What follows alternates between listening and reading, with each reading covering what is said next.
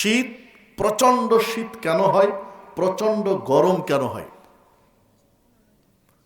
আল্লাহ রাসূল সাল্লাল্লাহু আলাইহি ওয়াসাল্লাম এই মর্মে একটি আলোচনা সাহাবীদের সামনে পেশ করেছেন। সহিহুল বুখারীর মধ্যে হাদিসটি রয়েছে। জাহান্নামকে আল্লাহ রাব্বুল আলামিন তাপ দিতে দিতে দিতে এমন একটা পর্যায়ে জাহান্নাম গেল, জাহান্নামের এক অংশের আগুন আর এক অংশের আগুনকে যেন খেয়ে ফেলবে। কঠিন কঠিন রূপ নিল জাহান্নাম, আগুন যেন আগুনকে খেয়ে ফেলবে। এইরকম একটা পর্যায়ে আসলে জাহান্নাম আল্লাহ রাব্বুল আলামিনের কাছে ফরিয়াদ জানালো, মাবুদ, আমাদেরকে দুটি শ্বাস ছাড়ার অনুমতি দেয়া হোক, আমরা যেন দুইটি শ্বাস ছাড়তে পারি, কারণ এক অংশের আগুন আর এক অংশের আগুনকে খেয়ে ফেলবে।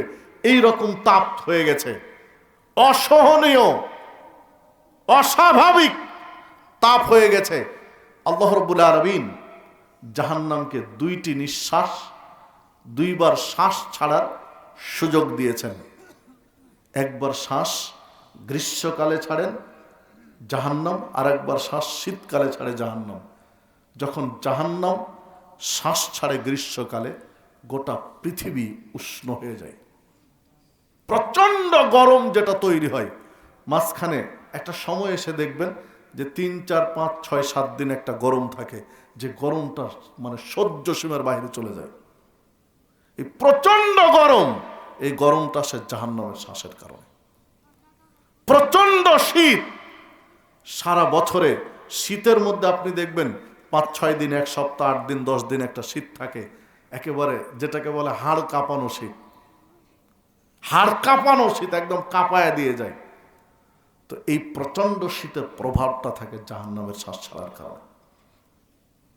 এই আলোচনায় 2-1 মুহাদ্দিস উল্লেখ করেছেন, যেতে বোঝা যায় জাহান্নামে যেমন আগুনের শাস্তি থাকবে, তেমন শীত ঠান্ডা দিয়েও শাস্তি থাকবে, ঠান্ডারও শাস্তি থাকবে। এই মর্মে কিছু কথা রয়েছে আলেম ওলামাদের।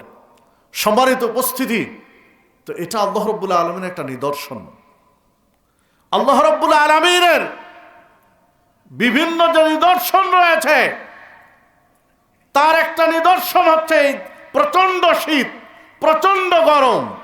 কারণ তার সৃষ্টি জাহান্নামের শ্বাসের প্রভাবে এই প্রচন্ড শীত বা প্রচন্ড গরমটা আসে।